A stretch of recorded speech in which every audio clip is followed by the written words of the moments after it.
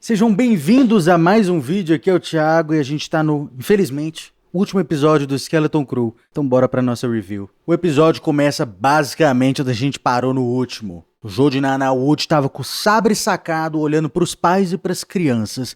Só que em vez de matar os pais e as crianças, o Joji manda todo mundo pra casa com os droids supervisionando todos eles.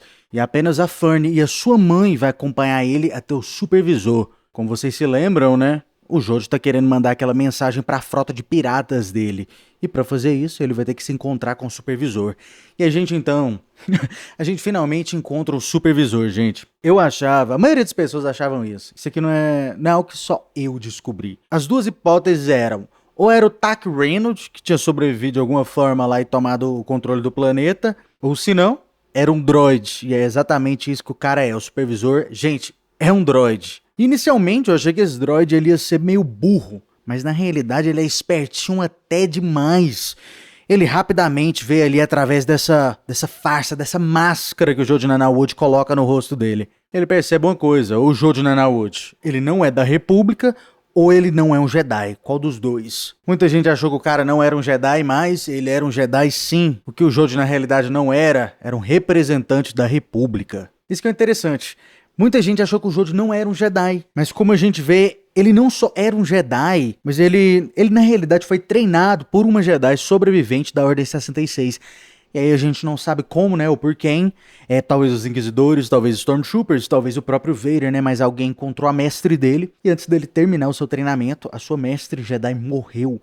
É por isso que o Joji ele parece meio amador quando se trata sobre usar a força ou até mesmo como ele segura o sabre de luz dele, é uma forma bem amadora. Então, depois que o droid supervisor descobre que o Joji tá mentindo sobre alguma coisa, né? Ou um Jedi ou sobre ser um emissário, o Joji ele fica sem opção. A única opção que resta pra ele é destruir o supervisor, o que causa um blackout em toda a cidade. E agora, com o supervisor eliminado, os piratas têm finalmente a autorização de entrar no planeta. Eles entram no planeta, começam uma invasão e os caras são radicais.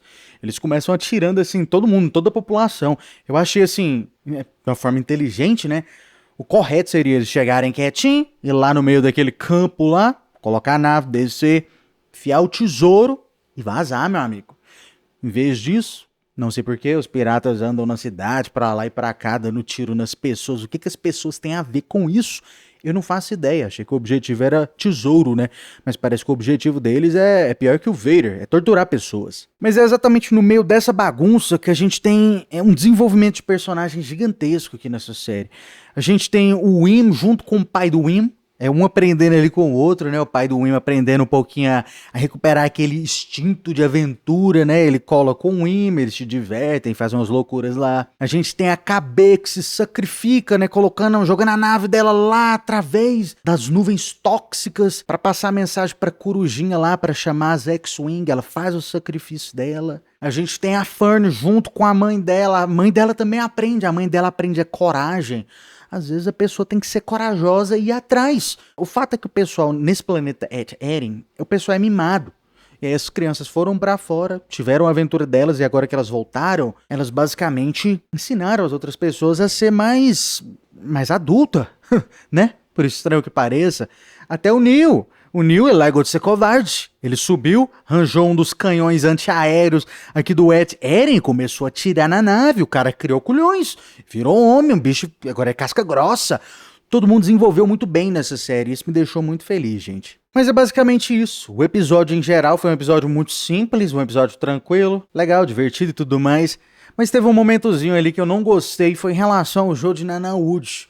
Eu achei muito estranho o fato de que a Fernie e a mãe dela tá causando tantos problemas lá, e o Joji com a arma na mão, e o sabre de luz também, mas em nenhum momento o Joji foi lá e matou ninguém, entendeu? Pra uma pessoa que se passou como tão durona no episódio passado aí, né, vou matar todo mundo que entrar no meu caminho, eu sou bichão, não sei mais o que. Pra um cara que pagou de tão fodão, acabou que no final assim, o Joji não fez nada, né? Foi bundão no final, eu achei bundão. Assim, se eu fosse um super vilão, né, um cara realmente malvado, um pirata realmente malvado, a Fernie e a mãe dela, ó, eliminados. Não tinha conversa. No primeiro ato de rebeldia, eliminados. Mas o Jody, em vez de matar alguém, ele não matou ninguém. E a razão que eu acho que isso aconteceu é que a gente tem duas razões aqui. Número um, eu acho que ele ainda gosta das crianças, por incrível que pareça, né? Por mais que ele passou aquela imagem de durão, fodão, vou bater, vou meter a cintada na molecada. Por mais que ele passou essa imagem de fodão, eu sinto que ele ainda gostava das crianças. Ele ainda gosta das crianças. E número dois, a razão que o Jody Nanawood virou um vilão não é porque ele é ruim. A razão que ele é esse cara frio, calculista, sem emoções, rígido, né? Cara que quer matar, um cara violento. A razão que ele virou um cara mau não é porque ele é um cara mau.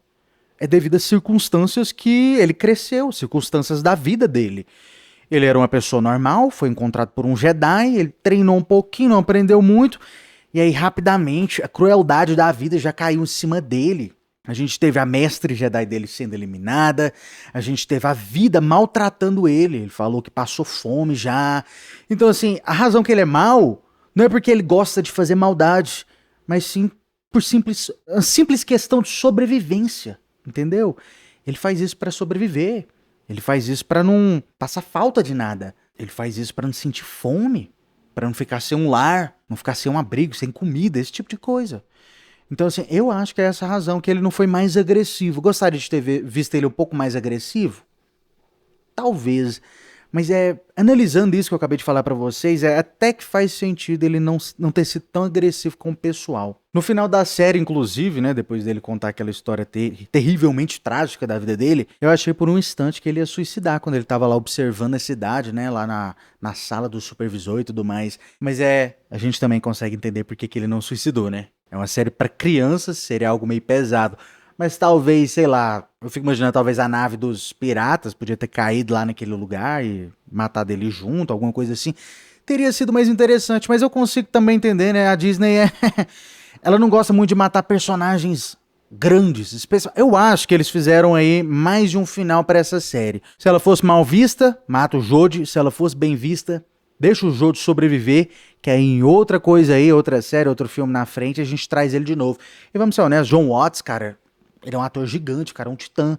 E como o povo gostou, né, a maioria das pessoas gostaram da série, então realmente ele sobreviver é melhor, e aí a gente traz ele num filme, né, alguma série, alguma coisa assim. Outra coisa que eu queria comentar tem muita gente me mandou mensagem sobre isso, dizendo que não gostou do final, porque deixou muitas dúvidas, muitas questões, muitas pontas soltas, dúvidas e questões em aberto, né, não respondeu muita coisa. E realmente, a gente ficou com muitas dúvidas, como por exemplo, né, a sociedade de Eren, como é que essa sociedade se formou, as questões financeiras, a relação que esse planeta tinha com a república anterior, né, quanto tempo que eles não se comunicam com a república, como é que era a relação, quem que era o primeiro supervisor, como é que entrou esse supervisor robô, será que todo mundo em Eren sabe que o supervisor é robô? Porque a mãe sabia, a mãe da Fern.